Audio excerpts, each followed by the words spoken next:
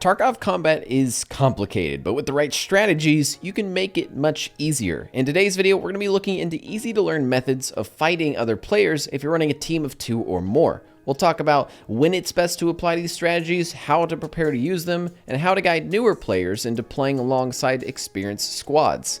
In the comment section of this video, we will definitely have some players who are angry that 4 to 5 mans even exist in Escape from Tarkov. They'll criticize the video for being, ew, too sweaty, ew, trying too hard. Use your big tactician brains, you kings. Yeah, we get it. Well, fighting 1v5 is definitely an uphill battle, and the average team size in Tarkov is usually a duo. If that's the gist of your comment, congrats, you're preaching to the choir. But in a game where you can one-shot headshot players from half a mile away with a starter weapon, well, anything's possible. Any experienced player knows that if you play your cards right, you can walk literally right behind an enemy team without them even noticing and ruin their day. In my opinion, team gameplay is where Tarkov is most fun, but also the most difficult. I have over 50 videos of team-based gameplay on my channel if you'd like to check out some examples. Not only you, but all your teammates must be well-versed in map knowledge and communication brevity. A bad 5-man is much worse than playing solo.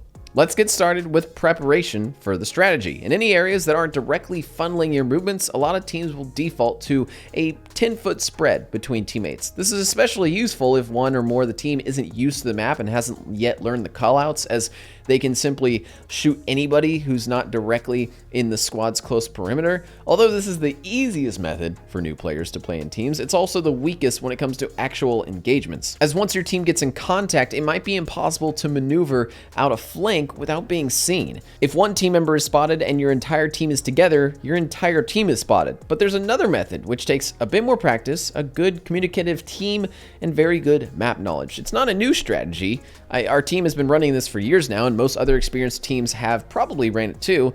I just don't think anyone has exactly written it down for newer players to test out quite yet. In Tarkov, most guides are about loot runs or bullet types, not exactly squad dynamics. So let's start. Open combat spread. Usually combat spread is a lot closer than what we're talking about though. In real life, you need to be able to audibly hear your squad mates talk, assist them when they take a hit, and carry them if they're immobilized. In Tarkov, you're in a Discord with your buddies, so communication distance is always unlimited. There's no ability to help a wounded teammate other than maybe giving them meds, and there's no need to carry a body back to base. The only real reason to be close to teammates is to be close enough to negate their loot to enemies by either camping their dead body or grabbing their gear once they're dead. Neither of which usually needs to be done very urgently. This means you can spread out quite a bit. So spread out your squad.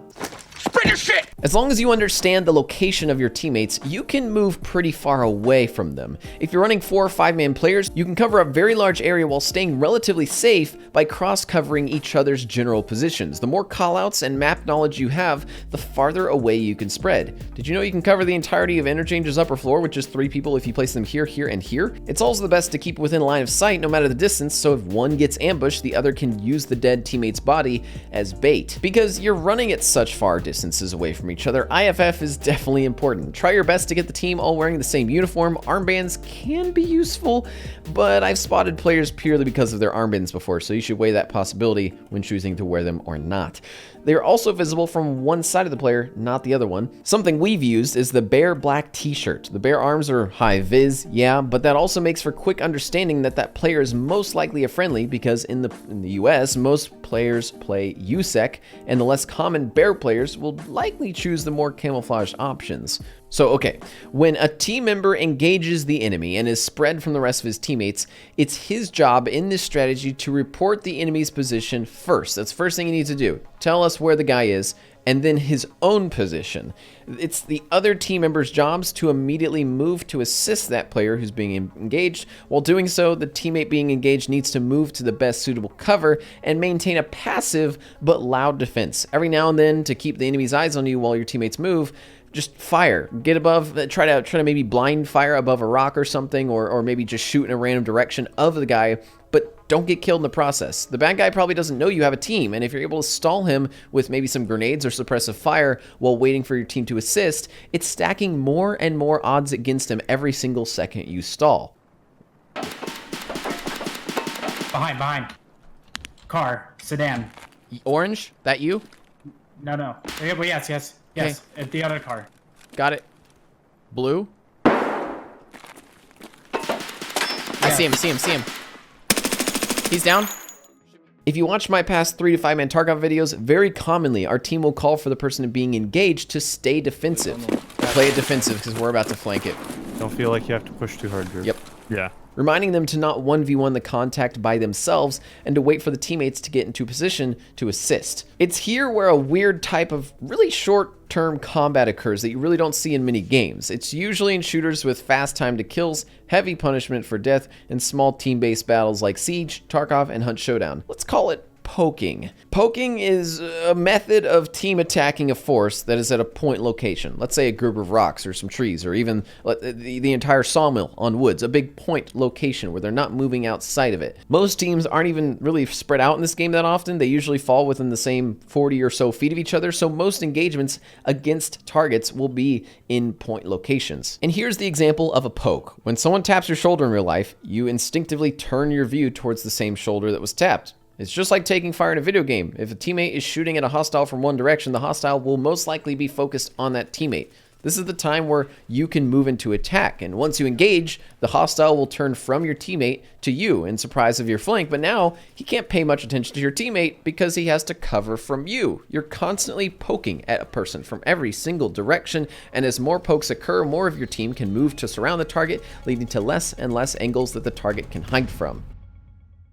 This is a very slow and detailed explanation of what actually happens really fast. Here you can see a guy who just heard my friend's gunshots about 90 degrees off axis of me and therefore is taking cover in what he thinks is the best location. There's a hostile on this rooftop and he's distracted by Josh in the doorway to my left. I can sneak up to this window, toss a flash, and jump out. And the guy's so distracted by Josh, he never even heard my jump through. When you're focused in team fights, poking is all about reading what is happening to the bad guy. Is he being shot at? Where was the last shot at him fired from? Where do I think he's looking right now? Would it be safe for me to push him?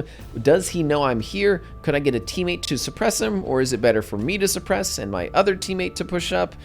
Pokes don't just have to be suppressive fire though. They can be anything that distracts the enemy towards a certain direction. Bait a fake firefight between two of your teammates by having them fire some bursts at each other. It's stupid, but it works. What do you guys, Demon or Josh, can you shoot your guns? Perfect. Got him. Perfect, thank you.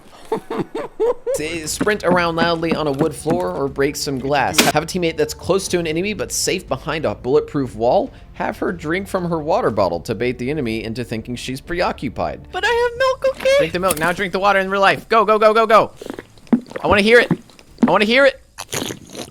Oh, God. In review, good teams spread, great teams poke. If you do not spread or poke, you are underutilizing the power of your numbers. Having two teammates side by side, you're not going to be able to see anyone or shoot at anything more than a single man could. In places like interchange, you're forced down hallways and tight spaces, so it's not too bad to be near a teammate. Anywhere else? Spread your shit. Problem is, what if your chatter in a 5-man is so loud that you can't be aware of your surroundings? Well, fix it. Split your 5-man into 2 duo groups and 1 solo man. If you designate only one person from each of the duos to be in charge of location callouts and the other to follow their leader, you'll effectively only have 3 people chatting over a channel with the full power of a 5-man if a target gets spotted. Using the 2-2-1 split method for 5-mans is a good way of bringing in a new player into experienced teams as well. Mr. or Mrs. Newbie never needs to know a single location to play with that team. All they need to do is to follow their designated leader. As the leader communicates, the newbie will passively learn the map. It's a lot better than looking at just a 2D map, as the newbie won't just learn which landmarks are which, but also how an experienced player makes their way around during firefights. And because you're spread from teammates a lot in these situations, there's going to be a lot of moments where you have contact that you're unsure is friendly or not. In this situation, you can IFF by quickly calling out what the target is doing. You can call wood ? If you hear someone walking on wood. Sprinting if you hear someone begin running. Careful, I think there is one left. Wait, did someone just lean to the left? No. He's dead. Got him. Scabs. Okay, everybody crouch. Crouch. It's the teammates' jobs to immediately call me or no so that you can quickly IFF the contact. If your teammates are kind of jumbled up all in one building, it's a good strategy to set a handicap, what we call, on everybody that's inside. Tell all your team, no sprinting allowed in the building. Don't sprint at all. Or everybody, walk at half speed.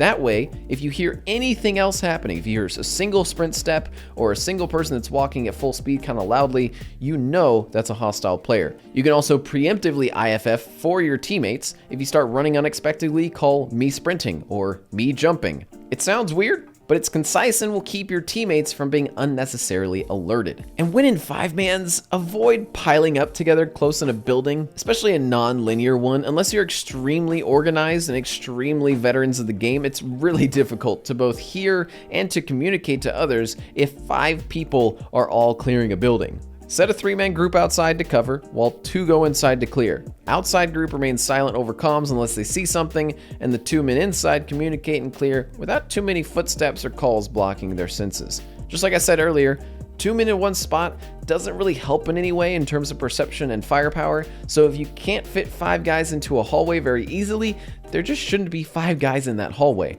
Power in numbers is almost absolutely defeated in close quarters firefights. If you do happen to enter a part of a building where all of your teammates are, and you want to kind of simplify the IFF process, you can call an off-limit zone. Basically call, hey, nobody enter the 2nd floor of the east dorm. And if your teammates listen and understand, you can immediately tell yourself, if I see anybody up here, they're not a friendly. So you won't have to make a decision when spotting a player around a doorway. In conclusion, if you're running a team, use the little bit of time at the matching screen to set up that team. Attach the newbies to the veterans, attach close range players to cover their longer range buddies, split the squad into teams. You don't have to remember where 5 people are independently, you only have to remember where 2 different squads are. So that'll clean up the comms and locational awareness. Make sure to spread out as well, flank your enemy, and communicate quickly with your team.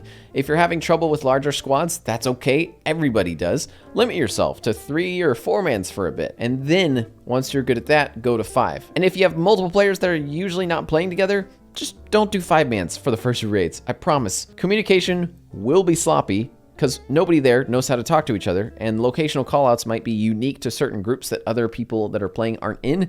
And as you get more and more comfy with that group, then you can up the player count in your lobbies effectively to your heart's content. This has been Operator Drewski. I'll see you in the next one, and also, spread your shit.